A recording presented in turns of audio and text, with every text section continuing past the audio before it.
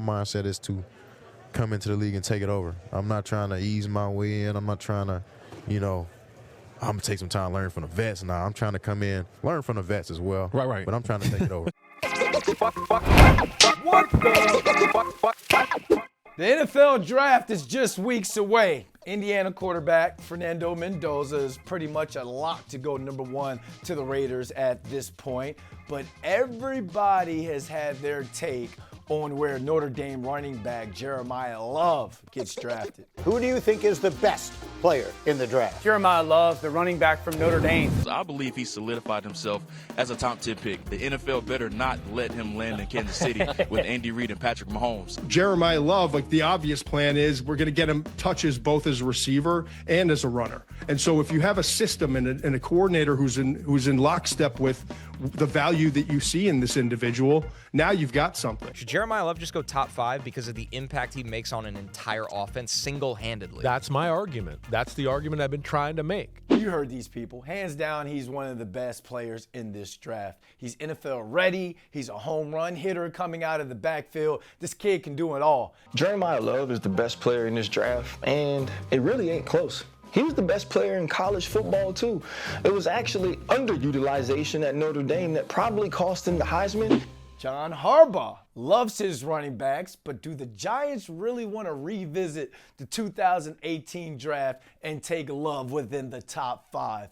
Some of the fans still have a little Saquon PTSD. There's a lot of reports out there saying that they might take a guy like Jeremiyah Love at number 5. I'm not taking him that high. I'm not taking a running back in the top 10. He may not get past the Giants at 5. Look, they saw what they gave up. And I understand why they thought they maybe needed to give this up, meaning let Saquon go. But they saw the difference that he can make. If Jeremiyah Love is there at 5, I do not see John Harbaugh passing up on this guy or his featured back that can do absolutely everything. This is a coach that loves his premier running backs. Ray Rice, Justin Forsett, Mark Ingram, Derrick Henry. They all made it to the Pro Bowl while playing for John Harbaugh. The Giants' offensive line never ranked in the first half of the league in run blocking when Saquon Barkley was here. So the PTSD isn't from Saquon, it's from not having the O-line or the infrastructure to set him up for success. When was the last time we talked about the Ravens' offensive line being a liability?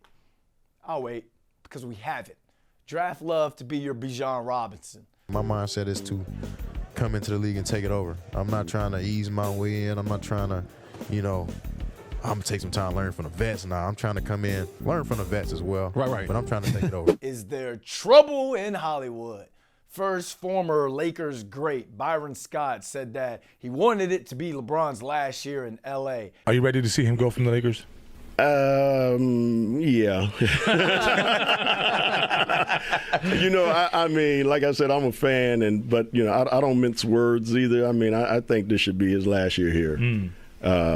Not in the NBA, just here. No, just here. And now, Luka Doncic and head coach J.J. Redick had themselves a little public spat, and Vando had to break it up.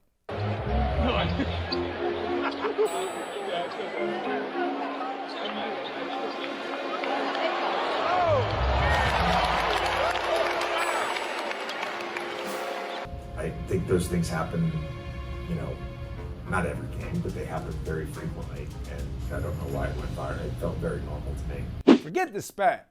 You need a guy like Vando. You see this man in the video, he is a glue guy. He is a wingman. He is the definition of team player. If "let me save you from yourself" was a person in that video, it's Vando. Give it up to Vando to throw it down with 2 hands. Is J.J. McCarthy the franchise quarterback that the Minnesota Vikings drafted him to be? The Vikings are actually reportedly interested in trading for Kyler Murray or even Tua to either take J.J.'s job or to compete with him. So I ask again, is J.J.'s time in the Twin Cities coming to an end? They know privately, the J.J. McCarthy thing, it's not working. You're not interested in Tua and reportedly Kyler Murray if you're $45 million over the cap? Is the JJ train leaving the station in Minnesota already? I'm not going to write him off. You bring in somebody for sure, hopefully a veteran that's going to come in and compete with him. But, I mean, he's still young. He's still talented. J.J. McCarthy never throws the ball away.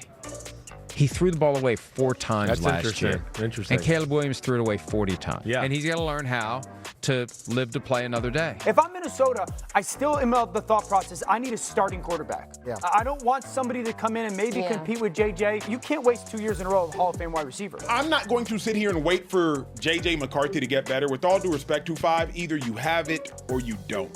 He didn't have it like that in college. He doesn't have it like that in the league. And if Kevin O'Connell cannot save you, don't save him. Yeah, writing's pretty much on the wall for this one. If they're checking in on the quarterback that plays a little bit too much Call of Duty and the one who's going to star in Will Smith's concussion movie sequel to compete with you, then yeah, it's time to put your house on the market. Your time, sir, is coming to an end. Pressure coming. McCarthy steps up, throws, and it's intercepted by Byard. I got to be better. I got to do a lot of things better. All right, no time to waste. Let's get straight into today's quick takes. Trae Young got ejected from a game, and he hasn't even stepped on the floor for the Wizards just yet. Getting it out the mud on the defensive end, running the other way. John Mears on the deck as the Wizards want something called. We have a technical foul on Trae Young for running on the court, and he's been ejected. Oh, wow. Wow. Trae Young hasn't even played a game yet for the Wizards. Technically, he did step on the floor, which is why he got ejected. But what I'm tripping on is, in the words of Smokey from the movie Friday, how the hell are you going to get fired on your day off? God, you got to be a stupid to get fired on your day off. Legendary college basketball coach Rick Pitino, future Hall of Famer. Great guy to play for, but according to Villanova head coach Kevin Willard, he's a horrible dude to coach for and to work for. Don't you know what adversity is all about? That's the game of life, not the game of basketball. You don't get down when things go wrong. You dig in and get tougher. I'm not I don't have hair in this game. I had a full set of hair when I started working for him. Like, it's the most miserable experience in life. And everyone laughs when I say that, but no, you think you're going to get fired, and it's miserable. As he's gotten older, he's probably become more of a cranky old than he was when I worked for him. But like, you literally fear for your life. He's that intense. He always has been. Why are you bringing all this up now? If you're that hurt, you should have just channeled your inner John Chaney and gone after Pitino like Chaney did John Calipari. You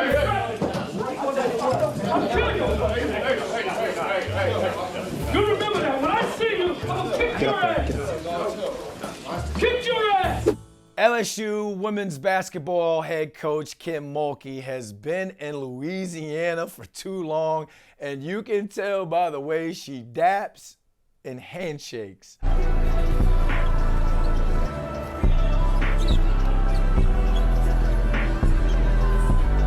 You know, they say real comedy has some sort of truth to it.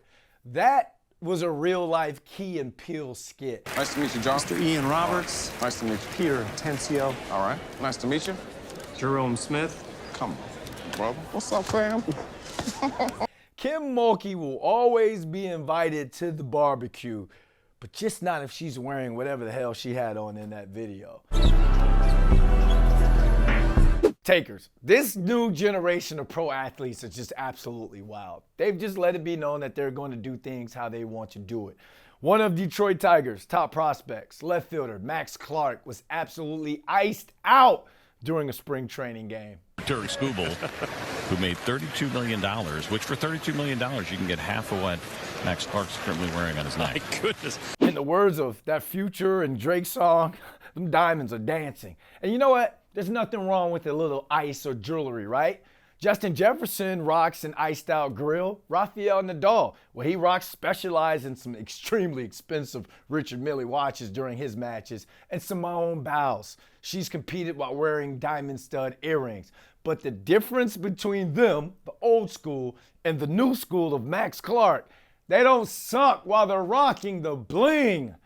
Into the bright blue sky. Shallow left center. Oh! Clark dropped it. The wind is blowing in, and it will trick Clark again. He's dropped 2 out there. I'm all about this new generation playing the game how they want to play it and leaving their own mark. Just don't disrespect it and make some sort of mockery out of it. But if this man gets cut, I want the coach or the manager to rip those chains off like T.I. did to Nunu in the movie ATL. Real ones know what I'm talking about. Bet you had a nice little laugh about this, huh?